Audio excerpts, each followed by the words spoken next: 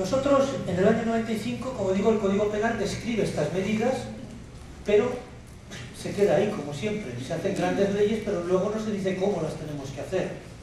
Y entonces tuve la suerte de participar, junto con otro compañero de Navarra, en la elaboración de un Real Decreto, que es el Real Decreto 515-2005, que es precisamente esa norma de rango menor en la que se dice cómo tenemos que ejecutar esas medidas.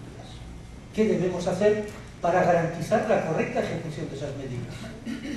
Este es un reto en el que estamos inmersos en Nicaragua en estos momentos, en el ámbito de la justicia de jóvenes, con el proyecto,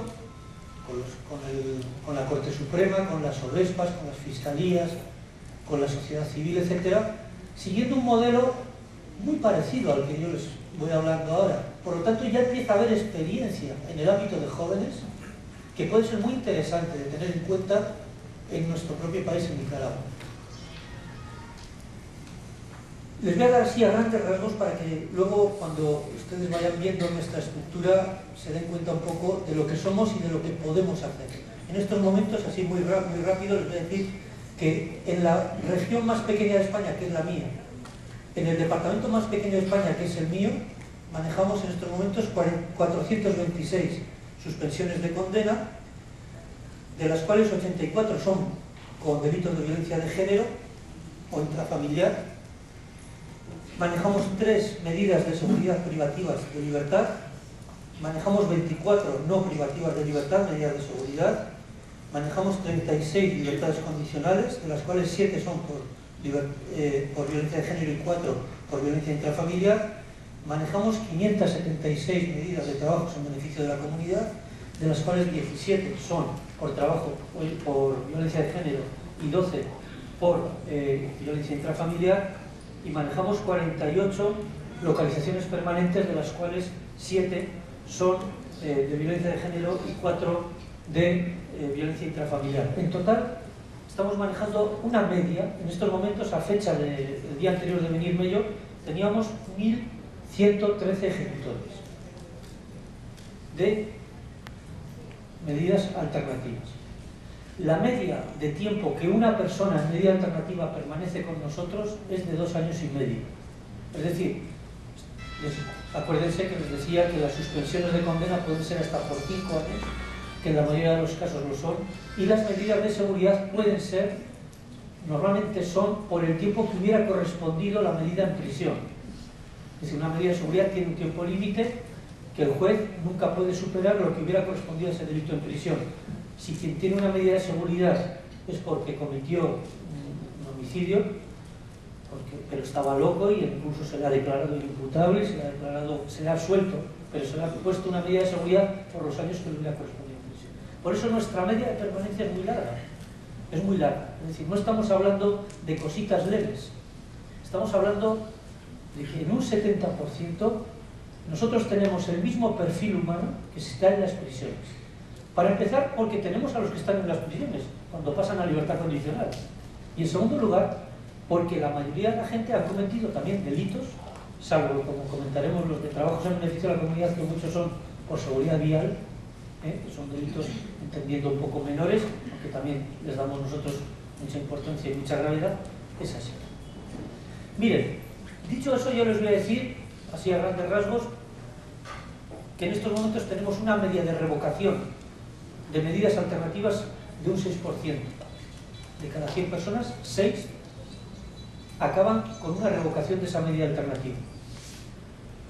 De las cuales, por incumplimiento de las condiciones, es decir, no porque han cometido un nuevo delito, sino por el incumplimiento de las condiciones, son un 4. Y porque han cometido un nuevo delito, porque han reincidido, son un 2. La revocación en materia de violencia de género es un 3%. Aquellas que están sujetas son un 3%. Les voy a decir algunos articulados de ese Real Decreto que a nosotros nos marcan la dirección y que creo interesante poner a su conocimiento para luego el debate. Hay un artículo, el 26, en el que dice que nos encarga esa gestión de medidas alternativas, y hay un artículo, el 27, que cuando hicimos este Real Decreto, mi compañero Amador y yo de Navarra, que luego fue aprobado, ¿bien?, y que es el que nos regula en estos momentos, dice el artículo 27: En casos de penas o medidas de seguridad impuestas por juzgados de violencia sobre la mujer, en los casos en que alguna de estas penas o medidas previstas en este Real Decreto sean impuestas por hechos relacionados con violencia de género, al objeto de garantizar la protección de las víctimas, los servicios de gestión penal y medidas alternativas coordinarán sus actuaciones con las fuerzas y cuerpos de seguridad, las oficinas de asistencia a las víctimas y la delegación del Gobierno para la violencia de género. Sinceramente, enunciamos instituciones que eran clave, hay muchas más, pero quedó enunciado en un Real Decreto que nos obliga a todos, donde cada oficina, como la mía, que estamos en cada una de esas provincias, somos 54 provincias en España, tiene un servicio como el mío, tenemos esa obligación. Estamos hablando de un Real Decreto en el 95. Era cuando el fenómeno empezaba a apuntar fuerte, ya existía, pero era cuando se puso sobre la palestra las muertes que había de mujeres y la necesidad de hacerlo. Y fíjense, y perdonen la inmodestia, pero ese Real Decreto tuvo que ser dos funcionarios de una institución muy pequeñita la que tuvo que poner puente y decir, señores, es importante que este departamento, que es pequeñito, que somos 700 en todo el país los que trabajamos en este área, pero es muy importante que ese departamento se coordine con las fuerzas de seguridad, con las oficinas de atención a la víctima, etc. ¿Por qué? Porque vamos a estar atendiendo al 90% de los infractores en materia de violencia de género. Porque todos los delitos que se cometen en materia de violencia de género no motivan el ingreso en prisión exclusivo. La mayoría sí, ponen 1 año, 2 años, a veces hasta 3, pero como les he dicho antes, si hay una drogodependencia, si hay una enfermedad mental, si el delito es menor a 1 año, etc., se pueden sustituir o suspender las penas. Con lo cual el tratamiento va a ser completamente diferente al tratamiento sobre un centro penitenciario. Porque claro, coordinar un centro penitenciario con las fuerzas de seguridad del Estado es relativamente fácil.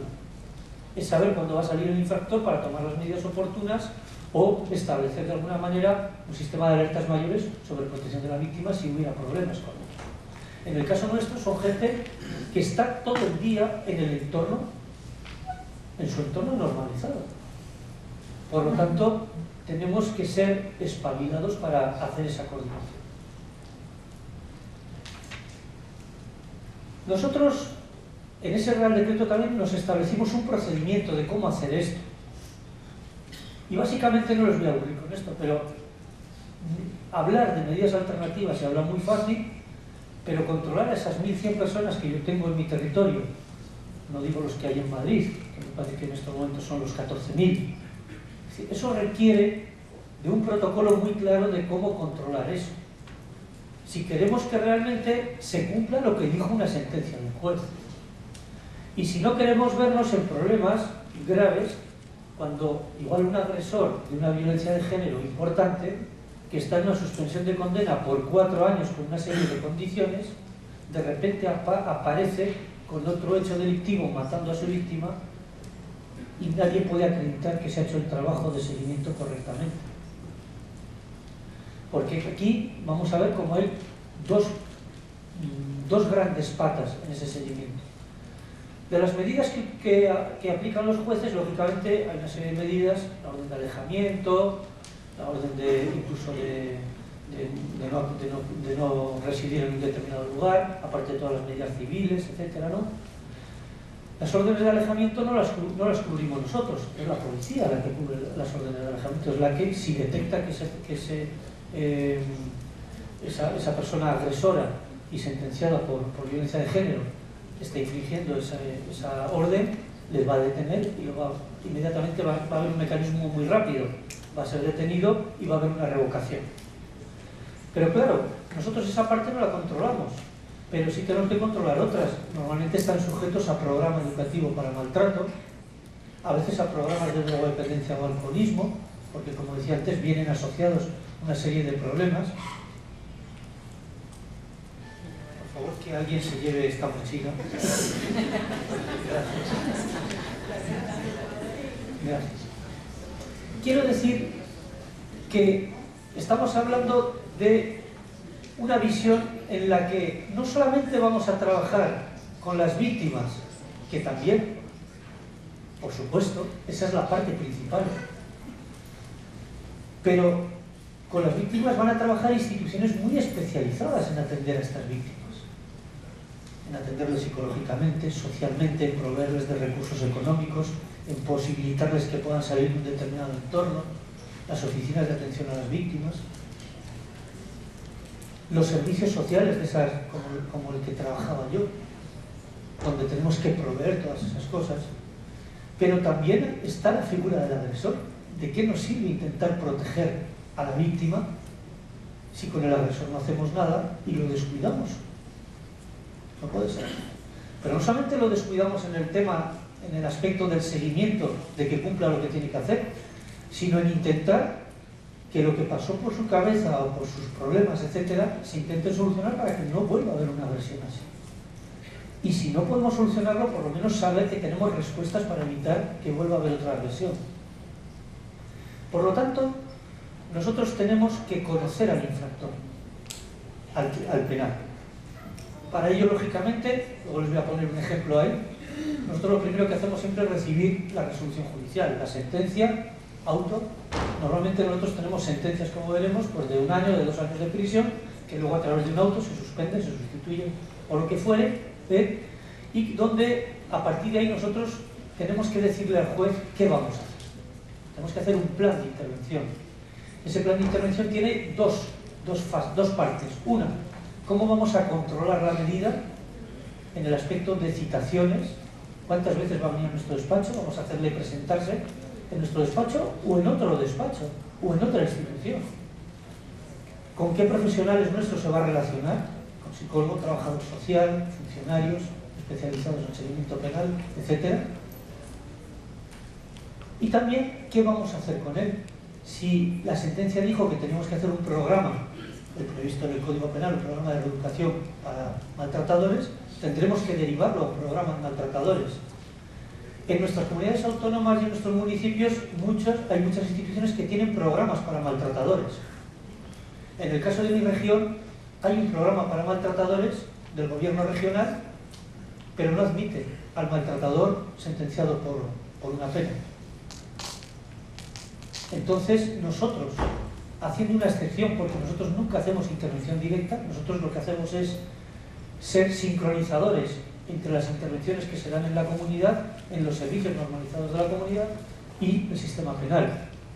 En este caso, nosotros tenemos nuestro propio programa de maltrato que lo lleva brillantemente una psicóloga y que tiene unos resultados, como hemos visto antes, bastante interesantes. El maltrato.